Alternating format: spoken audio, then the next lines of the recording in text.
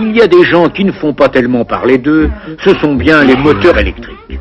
C'est rare que cela tombe en panne, cela ne fait pas de fumée, et eux, ils démarrent sans se faire prier. Enfin, ça marche tellement bien qu'on se demande même plus comment ça marche, mais ça n'est pas une raison. Le principe de base du moteur électrique ne date pas d'hier. L'histoire est liée au principe de l'électroaimant.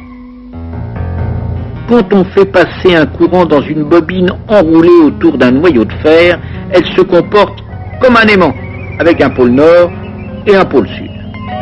Mais quand les pôles changent, les pôles de l'électroaimant s'inversent aussi, bien sûr, de sorte qu'un électroaimant peut attirer un vrai aimant ou même des bouts de ferraille. Mais c'est pas cela qui fait un moteur. Certes, on pourrait imaginer des dispositifs comme celui-ci, mais cela serait pas très pratique pour faire tourner des ventilateurs ou des aspirateurs.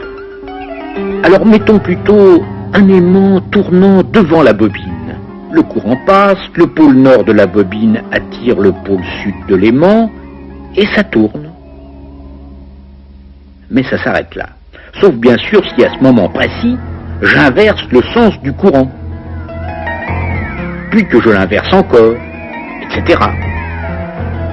Mais cela ne serait pas très pratique non plus. Deuxième tentative, je remplace l'aimant par une bobine, tournant elle aussi. Je fais passer un deuxième courant, cela fait un deuxième électroaimant, et ça tourne. Mais en plus d'intervertir le courant à tout bout de champ, je vais avoir un problème de fil qui s'en mêle. C'est encore moins pratique. Oui, mais c'est là qu'intervient une astuce fort simple, mais fondamentale, le collecteur. Je munis ma bobine mobile de contacts ayant cette forme-ci, séparés par un très bon isolant. Les contacts qui amènent le courant, eux, sont fixes et se contentent de frotter sur le collecteur, de sorte que, quand ça tourne, le courant passe toujours. Ces contacts fixes, on les appelle des balais, parce qu'à l'origine, les gens se servaient de fins fils qui ressemblaient à des balais. Mais on fait mieux depuis, avec du graphite, ce sont les charbons. Grâce à cette astuce, on n'a plus de problème de fil avec notre bobine tournante et même, elle continue à tourner toute seule. C'est facile de comprendre pourquoi. Quand le courant passe comme ceci dans la bobine, son pôle sud est ici. Il est attiré par le pôle nord de la bobine fixe et ça tourne. Arrivé là, ça devrait s'arrêter. Mais juste à ce moment-là, chaque balai va venir en contact avec l'autre moitié du collecteur. Le courant change de sens dans la bobine tournante. Son pôle sud devient nord et il est repoussé par le pôle nord de la bobine fixe tandis que le pôle sud est attiré. Un demi-tour après, courant et électroaimant rechangent de sens et ça tourne encore. C'est quand même pas mal l'électricité. Pour simplifier les choses, les deux bobines sont mises en série dans le même circuit et branchées sur la même source. Tel est le principe du moteur électrique série dit universel. Universel ne veut pas dire que vous pourriez le faire marcher à la sauce tomate ou n'importe quoi, on n'en est pas encore là.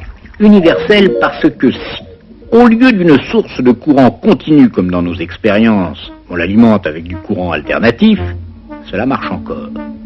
Évidemment, le courant alternatif change de sens. Mais quand ça arrive, le pôle de l'électroaimant fixe change de sens, et les pôles de l'électroaimant mobile aussi, et en même temps de sorte que les forces, les interactions entre les pôles ne changent pas, et ça continue de tourner. Ceci, bien sûr, est le schéma théorique. Dans la pratique, pour faire travailler les deux pôles de l'électroaimant fixe, on lui donne cette allure-ci. On l'appelle le stator. La bobine mobile est placée à l'intérieur, mais elle est aussi enroulée sur un noyau. Cela s'appelle le rotor. Quant au collecteur, il est généralement placé ici. Les balais ou charbons, eux, se placent comme cela. C'est ainsi que notre bon moteur électrique fait tourner vos ventilateurs, vos réfrigérateurs, vos aspirateurs.